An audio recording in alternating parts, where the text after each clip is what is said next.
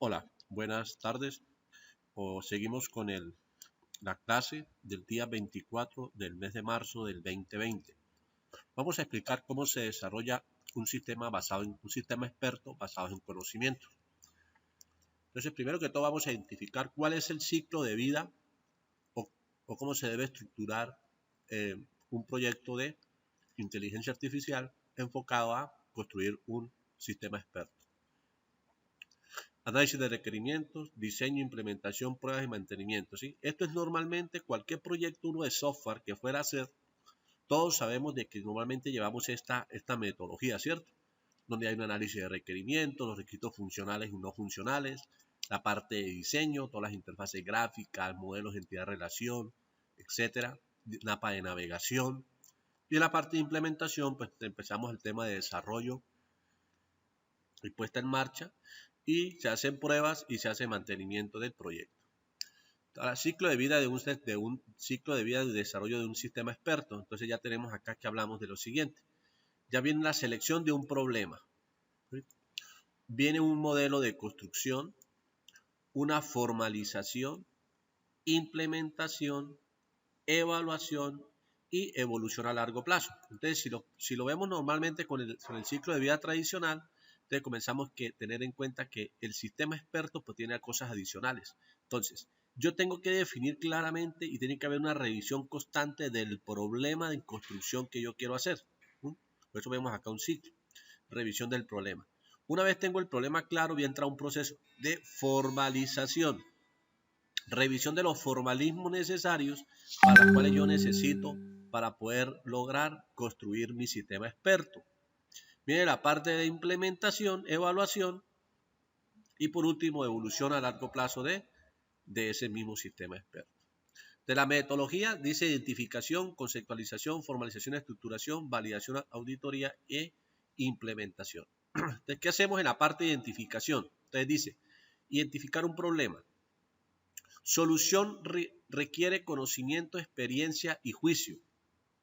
Se requiere de expertos. No hay método definido, algoritmos. Partimos de este primer principio. ¿Sí?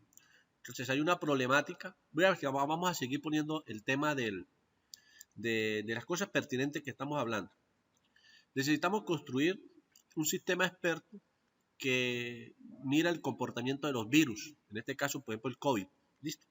Entonces vamos a tomar toda la información que tiene Manuel Elkin Patarroyo y vamos a construir un sistema experto. Entonces, ¿qué pasa? Requerimiento de un experto, claro, porque se necesita de una persona que tenga mucha experiencia, por eso lo tenemos a él. Y inicialmente, pues obviamente ahí no se tiene en cuenta ningún algoritmo para darle solución a ese problema. Listo. Encontrar expertos deseosos para contribuir. Entonces tenemos en este caso a Manuel Elkin Patarroyo y cualquier otro experto que quiera hablar sobre el tema. ¿Sí? Esto tiene un análisis de costos y beneficios, costos en el desarrollo y mantenimiento y costos en la explotación de ese sistema experto. Identificación de los problemas. Entonces dice, identificación del problema, investigación del problema, selección del candidato, análisis del candidato, selección final del candidato. Entonces nosotros estamos definiendo quién.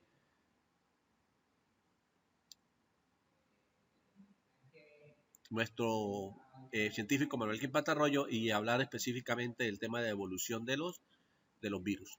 ¿Sí? Aplicabilidad del dominio, disponibilidad del experto, alcance del problema, análisis de costos y beneficios. ¿Listo? Entonces tenemos la identificación del problema, llevaría estas fases.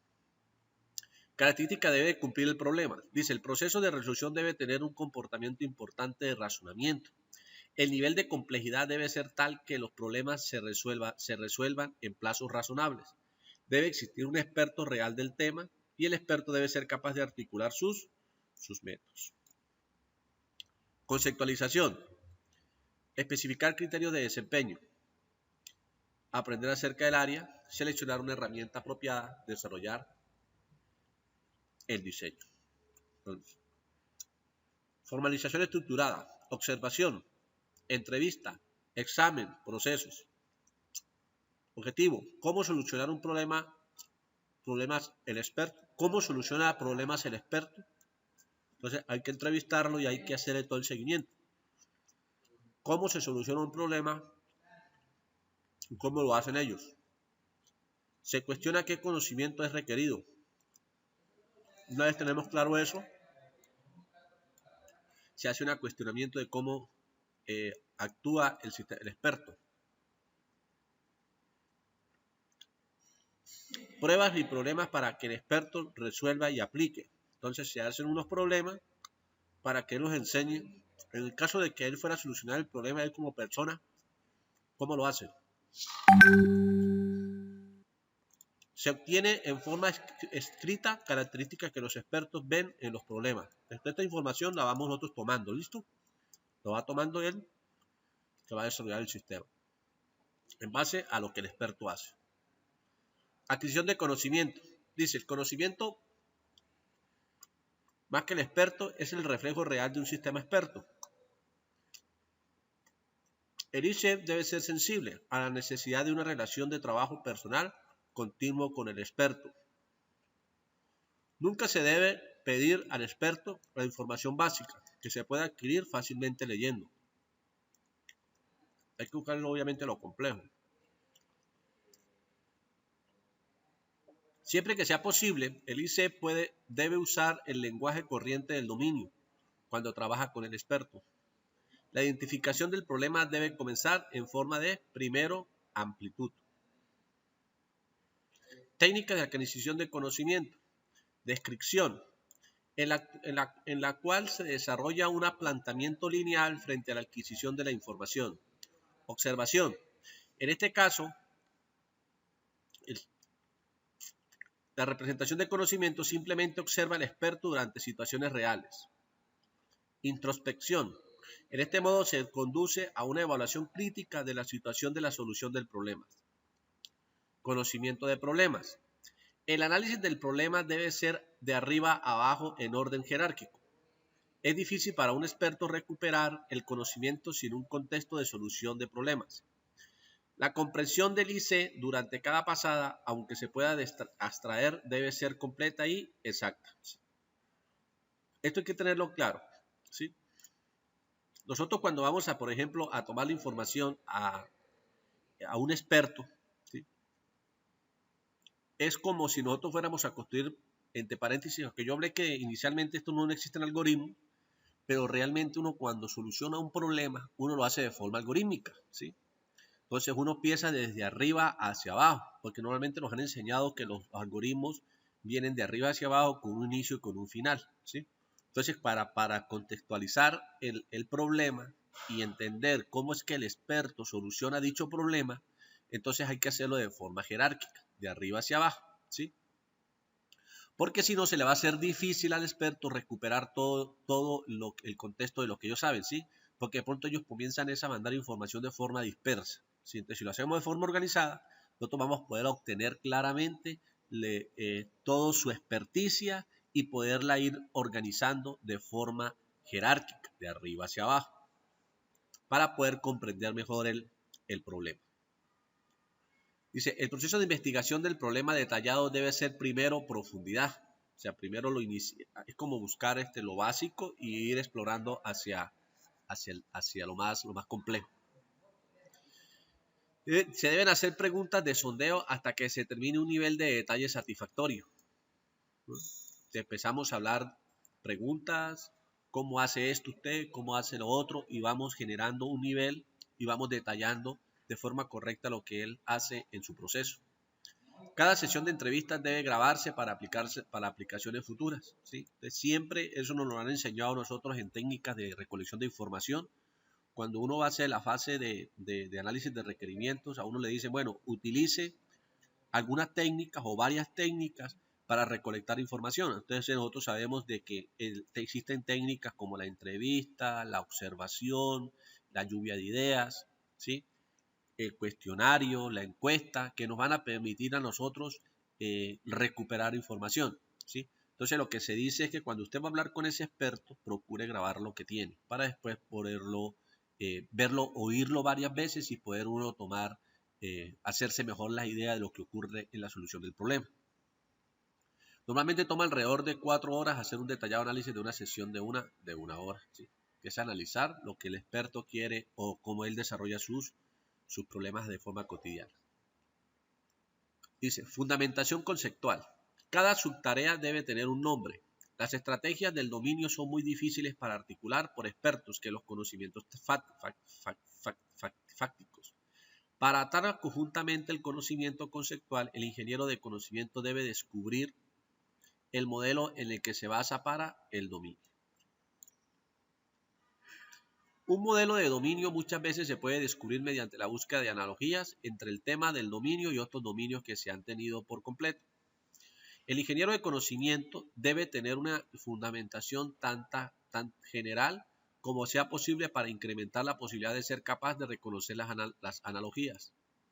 Si varias descripciones de solución de problemas son muy similares, trate de encontrar algún concepto que actúe como unificador detrás de ellas. Validación y auditoría. Revisión crítica del sistema por los expertos que contribuyen por otros expertos y por usuarios potenciales. Aplicación al ambiente. Implementación. Integrar el sistema con el medio ambiente donde se va a utilizar. Entrenamiento de los usuarios, conexión con otros sistemas. Entonces aquí nosotros comenzamos a decir, si estamos haciendo un sistema experto para entender todo el comportamiento de los virus, entonces obviamente ese sistema hoy en día sería fundamental, por ejemplo, ponerlo a funcionar. ¿Sí? Alguna vez, no sé si ustedes han visto en internet, hay un video de TED donde uno visualiza que Bill Gates en el 2014, él, por decirlo así, como un profeta, predijo lo que hoy en día está ocurriendo, ¿sí? Y él hablaba de ahí en ese video, los que lo han visto en internet, él hablaba ahí en el 2014, hizo una conferencia donde él decía de que ellos utilizaron sus sistemas expertos para...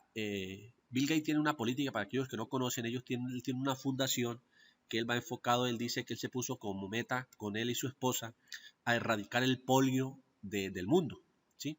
Y en eso, pues ellos están tratando de lograr eliminar la polio, sobre todo en los países de África, que es donde más fuerte está. Y ellos utilizan sistemas expertos para entender el comportamiento del polio, de la poliomielitis. Él dice que el mundo no está capacitado para esto que estamos viviendo. O sea, lo dijo en el 2014, mire que estamos en el 2020. Que el mundo no está ¿por qué? Porque no hay realmente gente experta en el tema, anuando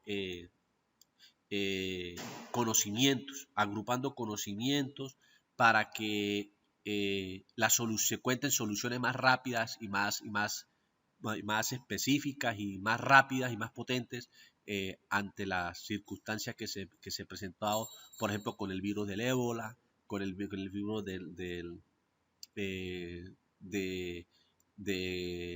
¿cómo se llama el virus? Bueno, un virus que también hace poco, en el 2003, también causó bastantes muertes en Europa. Entonces ellos hablaban de eso, de que cuando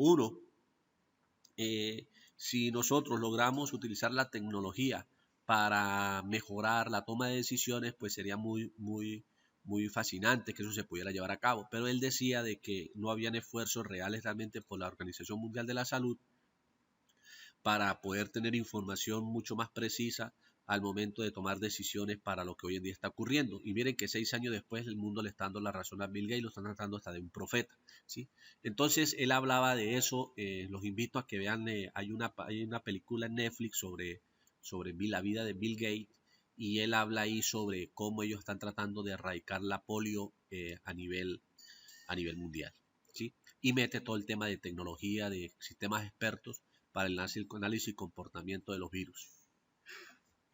Bien, entonces dice, características, los expertos mueren, dependencia de la actividad mental física para solucionar problemas, deben practicar para mantener la eficiencia.